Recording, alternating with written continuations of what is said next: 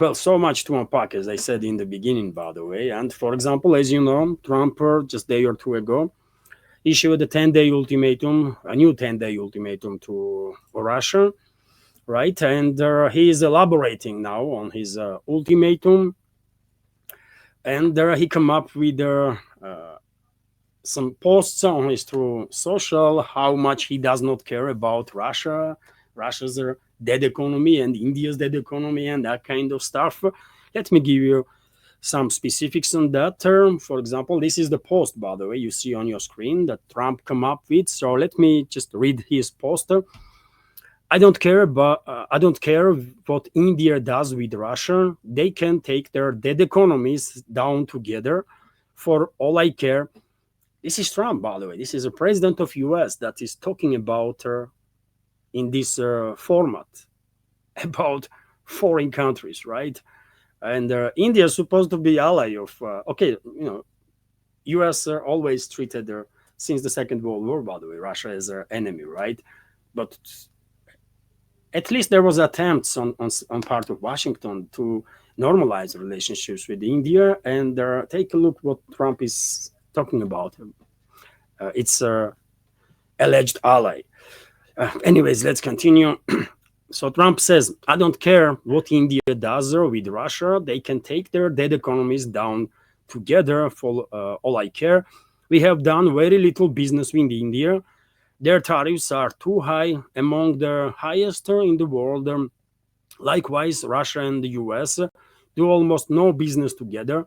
Let's keep it that way. And tell Medvedev he is responding to Russian former president and current deputy chairman of the Security Council.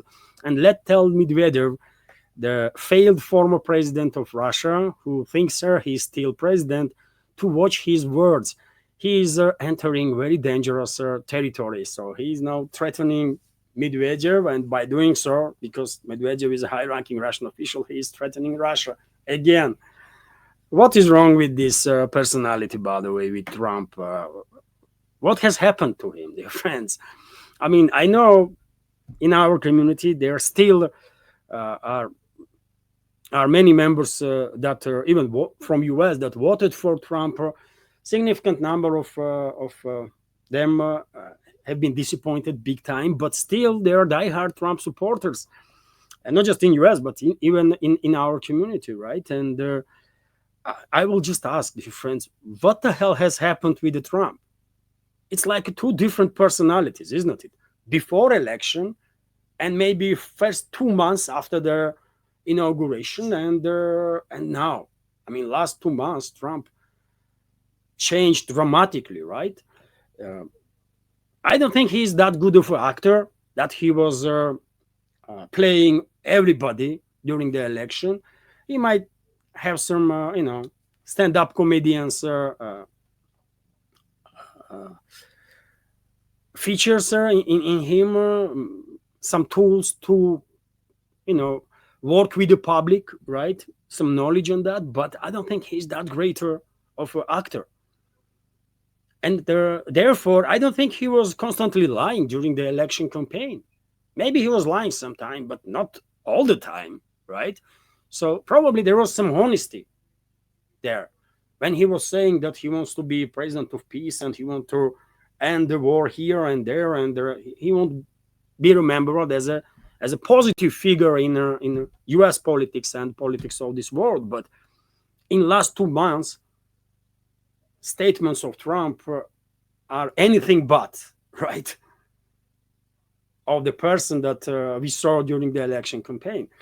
So what has happened to him? I mean, is he really being blackmailed? Maybe this is the case exactly. I mean, hard to know, but I don't know, man. This is not normal, by the way. This is not normal what Trump is doing, and obviously, neither New Delhi or the Moscow will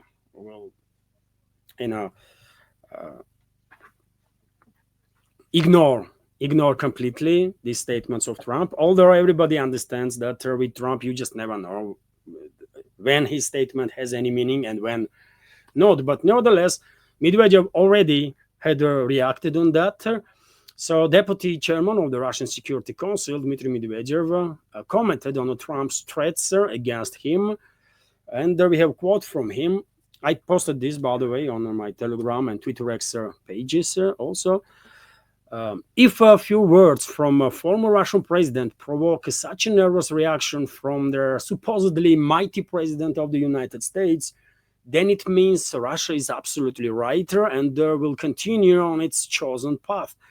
And about the dead economy of India and Russia and entering dangerous territory, well, let him remember his favorite films about the Walking Dead, and also how dangerous a dead hand that does not exist in the nature can be.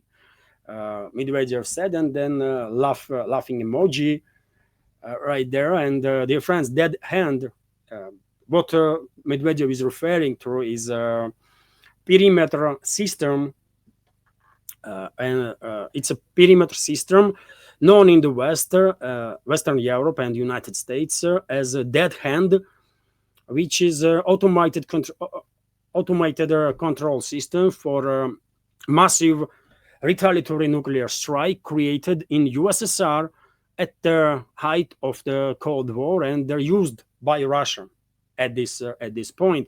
It is designed to ensure the delivery of the combat orders from their highest levels of the Commander, General Staff of the Armed Forces of the Russian Federation, the Strategic Missile Forces Command, to command posts and the individual launchers of the strategic missiles on combat duty in the event of an emergency when communication lines may be disrupted or damaged, right? And that's what Medvedev is referring to while mentioning that hand. And this is also a message, by the way, I will say, very strong message. I would take these comments from Medvedev very seriously, by the way, because he's basically telling Trump not to mess around, because maybe Trump thinks that they can come up with the first strike on Russia and eliminate leadership of Russia, military and political leadership, like there was an attempt of such an operation by Israel, relatively successful, but not fully successful. But there was clearly an attempt by Israel to decapitate Iranian political and military leadership, isn't it? And so Medvedev is basically saying that if you think that you can do something like that, decapitate Russian political and military leadership, let's remember your favorite movie, Walking Dead. And also be aware of the dead hand system that will launch a massive retaliatory nuclear strike on US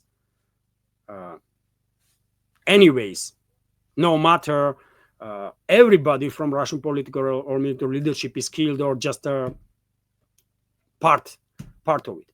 Russia will retaliate anyways, and US should not have illusions about it, right? And there, I mean, if this is not I don't know, man, if how more clear messages has to be sent to US to let them know that they are playing with the fire, with the nuclear fire, and basically with the extinction level event. I don't know, man. I don't know, but and by the way, we should keep in mind that Medvedev is not just a former president of the Russian Federation. He is a current deputy chairman of the Security Council, and who knows, maybe future president of the Russian Federation. So his words definitely matters. His warnings definitely matters. And also we should keep in mind that Medvedev and Putin are best friends, right? And what Putin says diplomatically, Medvedev might say it in a more harsh, tougher ways, as he does on a regular basis. But I don't know if there is people left in Western elites, by the way, who can actually understand what Medvedev is talking about, for example, in this particular warning, or what are all the other warnings from Russian officials meant. I really think there is either very few or maybe even nobody left in the Western so-called elites who who are intellectual enough to understand what the hell is going on and how dangerous this game is that they are playing, this bloody geopolitical game that actually may trigger extinction level event. And Medvedev is warning about it. Medvedev is warning about it. And in this virtual fight between Trump and Medvedev, Lindsey Graham also tried to steal some spotlight, right? And he went to say, Lindsey Graham is of course extreme Russia hater, puppet of neocons, right, in U.S. Senate. And let's read what he had to say. Russia, you are right when it comes to sanctions. You have been able to avoid them, and you have learned to live with them. Apparently, what you don't understand is that President Trump is changing the game, and he is going to put tariffs on the countries who buy your oil and gas, propping up your war machine. You might want to check with those countries soon to see if they have the same cavalier attitude that you do. A larger bipartisan majority stands ready to help President Trump in this endeavor. And I remind you, dear friends, that Lindsey Graham, Republican, and Blumenthal, also senator from Democrats, also extreme Russophobe, by the way, Russia hater, Zionist and the neocon, they initiated a bill which will, if implemented, impose some 500% tariffs on Russian trade partners, right? Especially ones that are engaged with Russia in the energy field, right? In energy sector when it comes to business. And well, Lindsey Graham, yet again, not really threatening Russia, directly at least, because I guess someone explained to him that Russians don't really care about their sanctions, right? But he is threatening Russia or Russian allies, let's say. He is threatening Russian allies now. And by doing so, indirectly, Russia too. And we have reactions, by the way. We have reactions from Russian trade partners and Russian allies. For example, India responds to Trump's 25% tariff. And Trump already announced, by the way, that he's going to, from 1st of August, he's going to implement 25% tariffs on India. So hours after U.S. President Donald Trump announced 25% tariffs on Indian goods, New Delhi said it would take all steps necessary to secure the interests of their domestic players. India and the U.S. have been engaged in negotiations on concluding a fair, balanced, and mutually beneficial bilateral trade agreement over their last few months. We remain committed to that objective, the Indian Ministry of Commerce said in a statement. New Delhi cited the recently concluded deal on free trade with UK, stating that its approach to a similar pact with the other approach to similar pacts with their other nations, including the US, will remain the same. It will take into account the concerns and interests of its farmers, entrepreneurs, and the small and medium-sized businesses. And Trump earlier, by the way. So Indian response is diplomatic, and at this point, we might not really have a complete clarity. Will India bow down to Trump's threats or not? Probably not, but nevertheless, there is different opinions on the internet. Many people are saying that India is just Indian political elites are just trying too hard to be allies with Western elites for whatever reasons, by the way. And there is a massive, allegedly, there is a huge influence of Western elites on Indian opposition, for example, right? Main opposition, political, to the current ruling party. And the current ruling party is also not immune, by the way, to Western influence. After all, India did buy French Rafale fighter jets, right? And main reason why they did it is not because Rafale fighter jets are any better than, for example, what Russia could provide, but because they wanted to build these relationships, I mean, closer ties with the West, somewhat forgetting their history, because it was exactly the West that basically decimated India in numerous occasions, right? And it was Moscow that saved India, or played a role India to be saved. Let's say this way: Indian people saved India, right? But Moscow definitely helped with that. But nevertheless, at this point, I would not be surprised at all if India will actually cut ties with Russia. Unfortunately, there is such a risk, right? Because uh, it's a complicated stuff, right? It's complicated stuff, but I think there is a possibility that India will severely cut ties with Russia to please Washington, London, and others in the West. Possibility, but well, China is different. China is different, obviously, and China is a main trading partner with Russia, and China declares a sovereignty in response to U.S. Threats of sanctions for buying oil from Russia.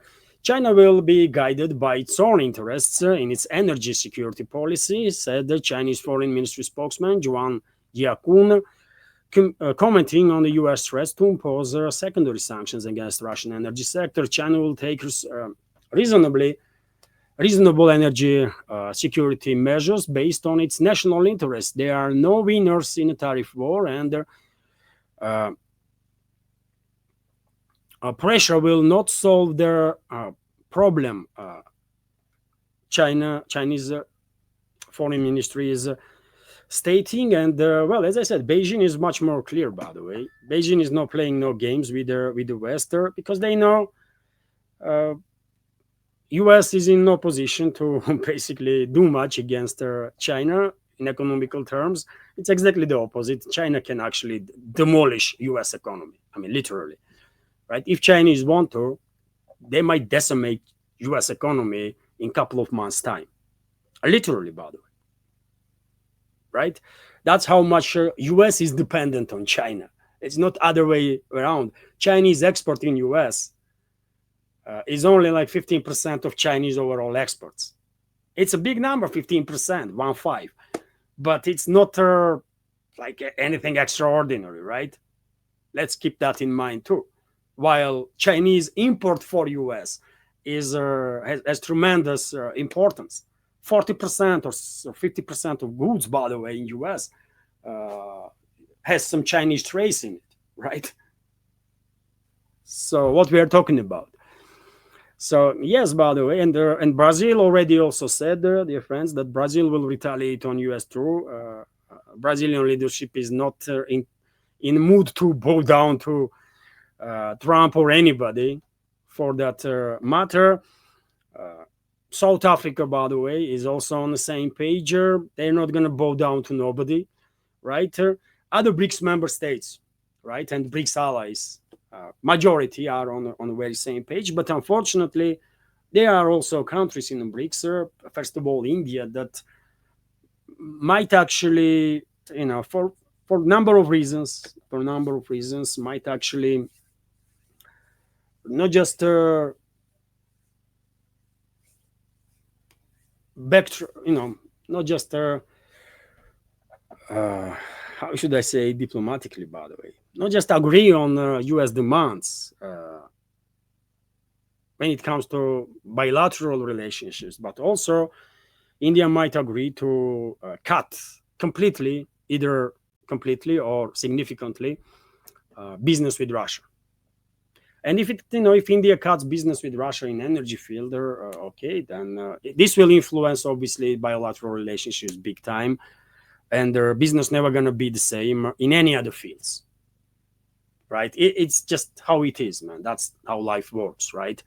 There might be very friendly statements on the top from the top, from leadership of two countries, and very diplomatic statements, but we'll understand if India will cut ties with Russia now or decrease relationships, Russian side will see it as betrayal, and I don't think relationships of these two countries will survive that. After this, relationship's gonna only get worse.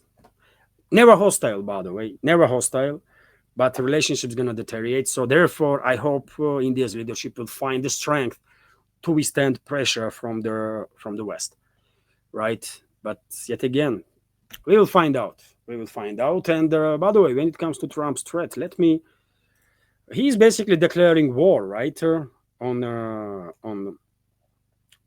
entire world, to be honest, and also on BRICS, right? And therefore, if India would not be able to withstand pressure from the West, then in that case, we might see India withdrawing from BRICS. In that case, we should not be surprised if sometime in the future India will withdraw from the BRICS, because there will be no way back. Once you bow down to the West, they will pressure you. They will pressure you constantly, and will demand from you 100% obedience. 100% obedience. And if you don't believe me, take a look at the Serbia, by the way. Serbian leadership currently is obedient to the West on 98%, 99% of demands, right? Only demands that Serbia current leadership under the Vucic's presidency, only points where Serbia is still reluctant to obey orders is recognition of Kosovo as an independent state and complete cut ties and support of Bosnian Serbs. Belgrade is not doing that. Only 2 points, by the way, right? Some might argue that, well, Serbia is not imposing sanctions on Russia, but this is not really true at this point. Formally, yes, Serbia is not imposing sanctions on Russia, but Serbia is selling weapons to Kyiv regime. Indirectly, but Serbia is engaged in a weapons trade, right? That is organized, orchestrated by their NATO. And weapons are ending up in hands of Russian enemies. So therefore, the sanctions topics is a bit different. But there is 2 main reasons why Vucic is being attacked by the West, because he is not recognizing Kosovo and not cutting ties completely with the Bosnian Serbs, by the way, and up in a greater patriot people that are leading Bosnian Serbs, by the way, true patriots of the Serb people, right? Dodik and others, and therefore, by the way, Vucic being attacked, right? In every other case, Vucic is compliant. But West wants 100% obedience, and Indian leadership should keep that in mind. That once they will bow down, that's it. There is no way back from there, by the way. So, yes, I don't know if, let's see what will happen. You know my take, my attitude towards India. I think Russia and India should be strategical partners, strategical allies forever, by the way, due to many reasons, historical ties and also geopolitical realities in this world. Just one glimpse on the map, one take on the map, and you will straight away understand why these 2 countries should be strategical allies, right? Why it is that important for both countries and also for global South stability and the world stability, right? But nevertheless, we will find out. We will find out what is going to happen. But Trump is definitely declaring war on the BRICS. And let me give you a short video on that, dear friends. What is that additional penalty?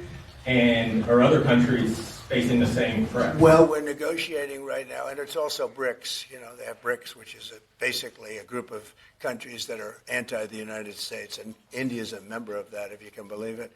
It's an attack on the dollar, and we're not going to let anybody attack the dollar. So it's partially BRICS, and it's partially the trade situation. It's the deficit. We had a tremendous deficit. So, as you know, Prime Minister Modi is a friend of mine, but they don't do very much business in terms of business with us. They sell a lot to us, but we don't buy from them. You know why? Because the tariff is so high. They have one of the highest tariffs in the world. Now they're willing to cut it very substantially, but we'll see what happens. We're talking to India now. We'll see what happens. It doesn't matter too much whether we have a deal or whether we charge them a certain tariff. But you'll know at the end of this week. August 1st is a very big day for this country because money is going to pour into the United States like we've never seen before. Yes, ma'am. Okay, rest of is not interested. We all have seen, heard what Trump has to say about money going to pour into U.S. economy and that kind of stuff. Okay, you see, dear friends, what Trump is saying, that he's imposing 25% tariffs on India, partially because India is a member of BRICS. And therefore, during the negotiations, I mean, U.S. is not even hiding, U.S. leadership is not even hiding what is their goal there, is not it? They want India to cut business with Russia, and they want India to be out of BRICS. U.S. has declared war on BRICS. U.S. and the EU, by the way, they all have declared their war on BRICS because they know BRICS is one of the main foundational stones for emerging multipolar world. So if they manage to destroy BRICS, then, well, globalists probably think, globalists and Western analysts, that they're going to be in much better position in terms of dominating this world, right? So therefore, if, yet again, I hope India will manage to withstand this pressure from the West, but if not, then India will probably not just cut ties with Russia, but also will either become extremely destructive inside the BRICS, by the way, or will maybe even leave a BRICS organization, which is going to be a big hit, by the way, big blow for emerging multipolar world, 100%. But yet again, you cannot keep countries inside the organization if they don't want to, right? So some very important developments gonna happen on this topic in terms of this matter. Let's see how the situation develops. But my hope is India will withstand the pressure and will stay in the BRICS. And I hope the Prime Minister of India will make a clear statement about all these developments, because statements that we see from now from India is not that clear. It's just very diplomatic. It's okay. It's very diplomatic and so on. But you see Chinese statement, by the way, they said, you know what, you are nobody to dictate us what to do. That's the Chinese attitude. They don't give a damn. They don't play no games, by the way. Indian side is just maybe tries too much to please the West or to, you know, I don't know, by the way. We will find out, nevertheless. Hello everyone, I hope you find informative and useful this short clip from main news update, and if so, please click that like button and leave some commentary just about anything. It might help to deal with the algorithm and reach wider audience. And if you like my work in general and want to support to save this media project, you can assist through several ways. You can donate to this project through PayPal platform or Boosty, also with the crypto currencies, or you can subscribe to my Patreon page and page on Boosty, where I have quite a lot of extra content on regular basis. All the links are on this video in description box and in the pinned comment. And of course, many thanks to everyone who already helped and continues to support. Thank you.